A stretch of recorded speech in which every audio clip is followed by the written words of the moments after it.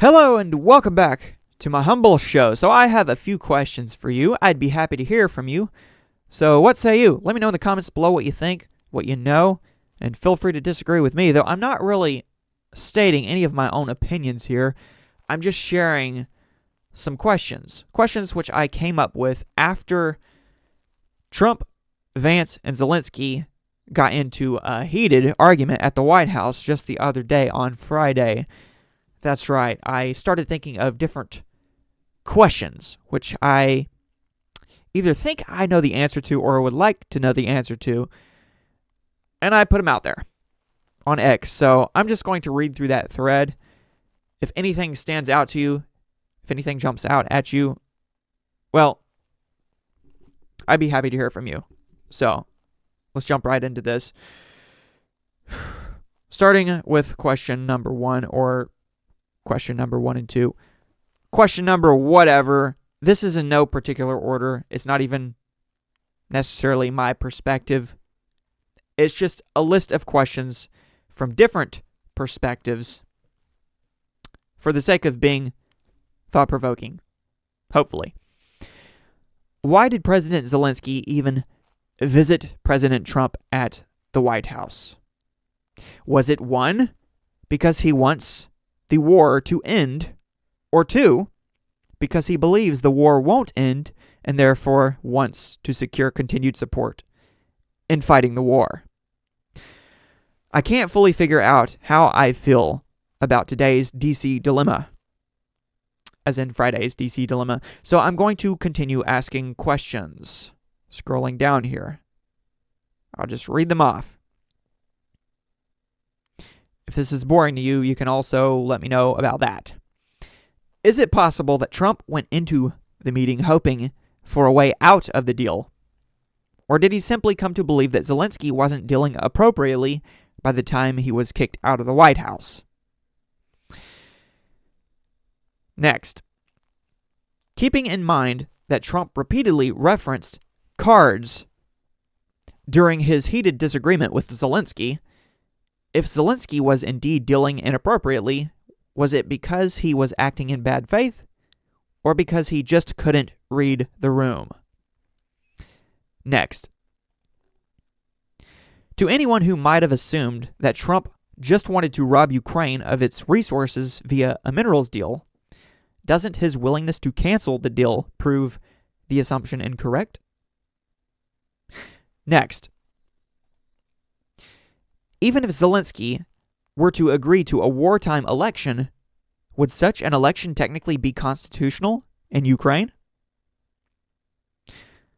I suppose a resignation would be a slightly different situation. Regardless, I took a screenshot from an article, a foreignpolicy.com article, and I shared it here, as you can see. It just speaks to whether or not it's even constitutional to hold a wartime election in Ukraine during a time of martial law, so on and so forth. So, just reading a part of this text in this screenshot here, Article 19 of Ukraine's martial law legislation specifically forbids conducting national elections. Thus, for Ukraine to conduct elections while under martial law would be a violation of legal norms that predate Zelenskyy and the full-scale Russian invasion. I don't think that this was even in place for all that long, so if they wanted to change it up again, I suppose there could potentially be ways to do that. So even if it's considered unconstitutional to hold an election currently, though Zelenskyy has outlived his term, maybe there would be a way to change that. You tell me. Next, if Zelenskyy doesn't have the cards, does that mean Putin has the cards? Also, what role exactly does Trump truly have in dealing the cards, or in the dealing of the cards? Does dealing billions of dollars equate to dealing cards? Or at least playing them? Next, on diplomacy, does Trump feel comfortable suggesting that Zelenskyy is a dictator because he's on the losing end of the war and therefore not a threat to Trump?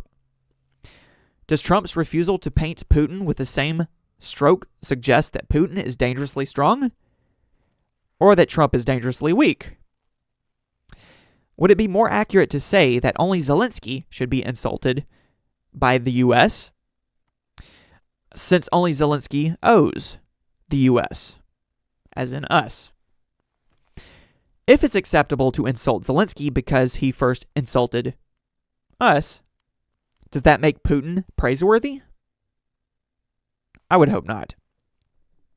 Next. Is it truly diplomatic for Trump to praise Putin in order to pull his strings, while criticizing Zelenskyy in order to pull his strings? Does criticizing Zelenskyy actually pull his strings, or does it merely push his buttons? Next.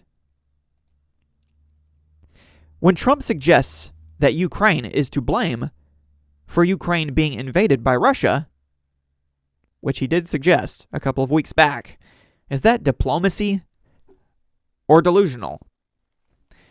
Didn't Russia do to Ukraine the very thing which they say NATO wants to do to Russia? Think about it. Next. Now that Russia occupies parts of Ukraine, is it practical for Ukraine to permanently give up some of that land in order to end the war, thus for the greater good? Wouldn't giving Russia what they want automatically encourage them to take more in the future? What's the most practical alternative? Next. Many people have said that if Putin takes all of Ukraine, he will then invade NATO nations. But didn't he invade Ukraine precisely because he has no interest in invading a NATO nation? Next. Is it fair to say that people who wish for Ukraine to be made a member of NATO so that they can have more support simultaneously oppose the idea of Ukraine being allowed to join NATO during wartime, since that would require more support? Oh, the irony. Next. If Ukrainian corruption is a reason why Ukraine was never allowed into NATO in the first place, how can we trust them with our money and weaponry? When Zelenskyy says that Trump shouldn't trust Putin, does that mean we should all suddenly trust Zelenskyy? Next. Why do so many Republicans seem to think that Zelenskyy's acting career makes him a clown, while Trump's acting career makes him a superstar? Next. I agree with Trump when he says that he just wants everyone to stop dying. But if Zelenskyy wants to keep fighting, does that mean he wants Ukrainians to keep dying? Or living? If the fight can't really be won, is surrender the only real alternative? And would compromise automatically be surrender? I'll throw that one in there. Next. Circling back to the beginning of this thread, if you assume that Trump/Vance set a trap for Zelenskyy to walk into, couldn't you just as easily assume that Zelenskyy knew and chose to walk into the trap regardless? Next. Here's a question I almost forgot to ask. Why is it that when Trump goes into someone else's country and talks tough, Trump supporters ooh and awe, but when Zelenskyy comes to the White House and speaks with mild desperation, it's considered disrespectful to the point of hostility? Next. If your issue with Zelenskyy is that he's taking our money, then considering how he met with Trump to sign a minerals deal, which according to Trump would be a return on investment, shouldn't you now have an issue with Trump canceling the deal and kicking Zelenskyy out?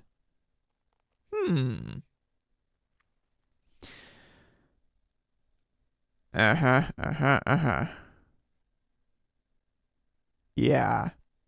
I received a few comments by someone with no composure whatsoever. I'm not going to read those off because doing so would hurt my brain and potentially yours. But, yeah. Let's just say he insulted me in ways which are near incoherent, and then he promptly blocked me. So that's all fine and well. I only mentioned that just in case you saw the comments pop up on the screen down there. But yeah, this is just questions coming from a nobody on X. If you want to follow me on there, I am Jimmy Simmons at Articulate Thought. That's Articulate, THGHT, no vowels there at the end. That's what I've got for you for now. Be happy to hear from you. Let me know in the comments below what you think. Well, you know, I got to go back to work now. But what say you? Keep in touch, keep in tune. New content is coming soon. And as always, like, subscribe, and enjoy the ride. Don't forget to turn on those bell notifications. Got a bell around here somewhere.